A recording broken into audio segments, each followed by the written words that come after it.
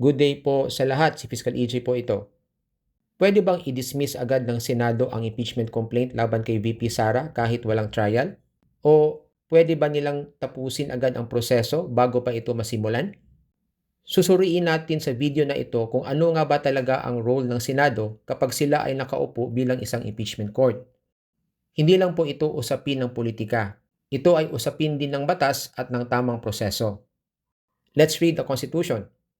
Article 11, Section 3, Subsection 6 of the 1987 Constitution states, "The Senate shall have the sole power to try and decide all cases of impeachment."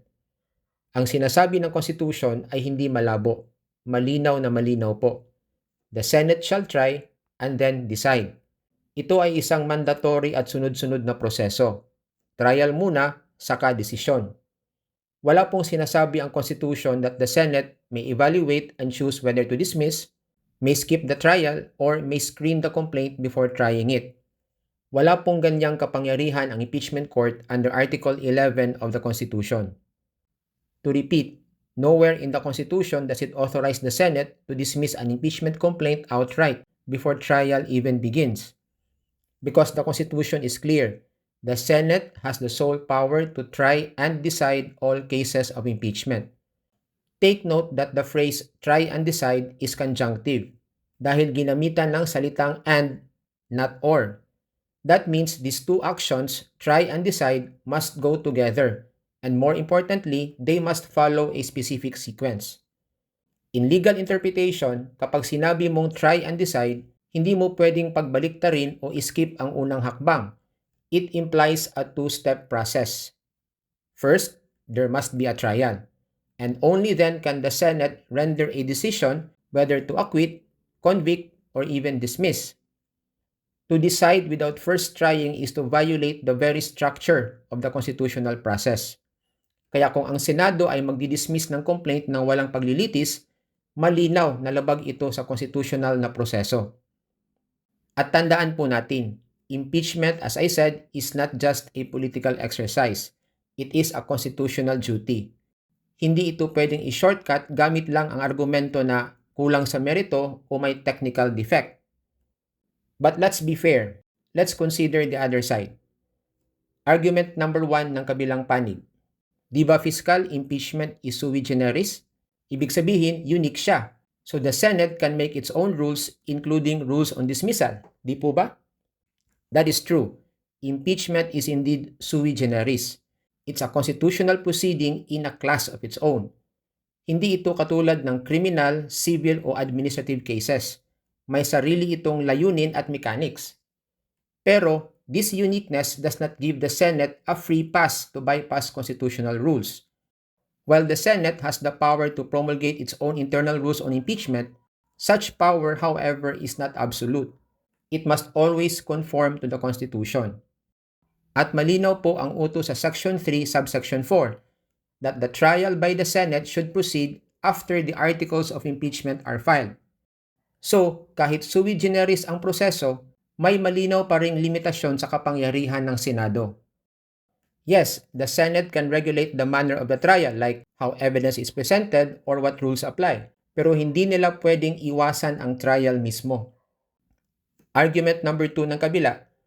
Sa regular courts nga fiscal, pwedeng ma-dismiss ang kaso before trial. Hindi ba dapat pwede rin sa Senado? That sounds reasonable, but it's a false equivalence. In regular courts, dismissal or quashal before trial is allowed only because the rules of court say so, with clearly defined legal grounds like lack of jurisdiction, double jeopardy, or defective information. Pero sa impeachment trial, wala pong katumbas na authority o rules na nagbibigay sa Senado ng kapangyarihang mag-dismiss ng complaint bago pa ang trial. At higit sa lahat, may malinaw na nakasaad sa konstitusyon na hindi pwedeng baliwalain. To repeat, that trial by the Senate shall forthwith proceed after the articles of impeachment shall have been filed. Ibig sabihin, may obligasyon ang Senado na magsagawa ng trial pagkatapos matanggap ang articles of impeachment. Walang binanggit na optional ang trial. Walang binanggit na pwede itong laktawan, skip o palitan ng dismissal. Now, what about the one-year bar rule? we need to emphasize that this issue is already pending before the Supreme Court. As early as February of this year, si VP Sara at ang kanyang mga abogado ay nagsampa na ng petisyon sa Korte Suprema questioning the validity of the fourth impeachment complaint on the ground that it violates the one-year bar rule. Pero hanggang ngayon, wala pa hong desisyon ang Supreme Court. At ito ang mas mahalaga. Wala ring temporary restraining order or kahit anong injunctive relief na inisyu. That is why the impeachment complaint should be presumed valid. Walang legal na hadlang para ituloy ang paglilitis. At dahil walang restraining order at wala pang ruling mula sa Korte Suprema, the Senate has no legal basis to dismiss the complaint. Hence, as a matter of course, the trial must proceed. Another question, who should decide the constitutionality of the impeachment complaint? Importanteng linawin. Ang tanong kung valid ba ang ika-4 na impeachment complaint o kung ito ba ay lumalabag sa one-year bar rule ay hindi political issue or political question. Ito ay isang justiciable question. Ibig sabihin, isang legal na issue na nangangailangan ng formal na interpretasyon ng saligang batas. At kung legalidad ang pinag-uusapan, ang pinakaangkop na forum ay ang Korte Suprema, hindi po ang Senado, kahit pa ito ay nakaupo bilang impeachment court. Bakit? Dahil ang mga maestrado ng Korte Suprema ay mga abogado na may malalim na kaalaman sa batas at constitutional interpretation. Samantalang sa Senado, hindi po lahat ng miyembro ay may legal background. And let's be honest, can we really expect Senator Robin Padilla, for example, to rule competently on whether the one-year bar rule was violated? This is not just a matter of opinion, it's a matter of legal expertise. At higit pa riyan, kapag ang isang issue ay justiciable, lalo na kung ito ay may kinalaman sa constitutional compliance, ito ay dapat resolbahin ng isang independent at impartial body, at iyon ay ang Korte Suprema.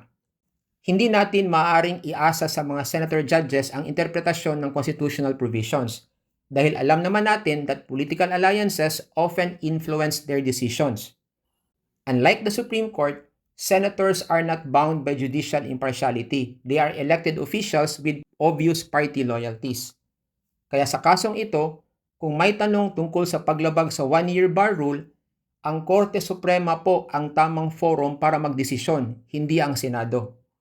At dahil ang Supreme Court ang unang nagkaroon ng jurisdiction sa isyong ito, judicial courtesy demands that the Senate should defer or give way to the Supreme Court. The bottom line here is that while the one-year bar rule is a valid legal issue, it cannot be used by the Senate as an excuse to dismiss the complaint without trial. This is for the Supreme Court to decide, not the Senate, even if it is acting as an impeachment court. Higit po sa lahat, huwag nating kalimutan na ang Article 11 ng 1987 Constitution ay hindi lang tungkol sa proseso ng impeachment. It is a chapter on accountability.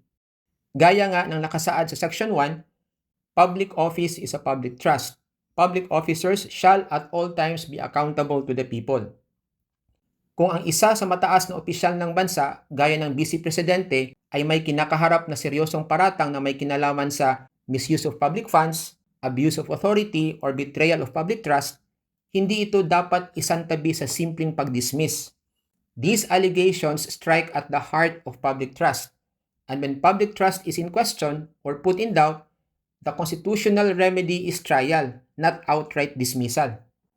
Why? Because a trial allows both parties to speak, to be heard, and to be judged on the basis of evidence, not on procedural shortcuts or political convenience. At kung talagang walang batayan ang mga aligasyon, then the best way to prove that is not by avoiding trial, but by facing it head-on. In fact, if there's truly nothing to hide, then there is every reason to welcome the trial as an opportunity to clear one's name through formal proceedings, not through press releases. Ang pag-dismiss po ng impeachment complaint ng walang trial ay isang paglabag sa mismong mekanismo ng konstitusyon na nilikha para panagutin ang mga matataas na opisyal ng bayan. So yan lang po ang nais kong ibahagi today, and see you in my next video. Maraming salamat po.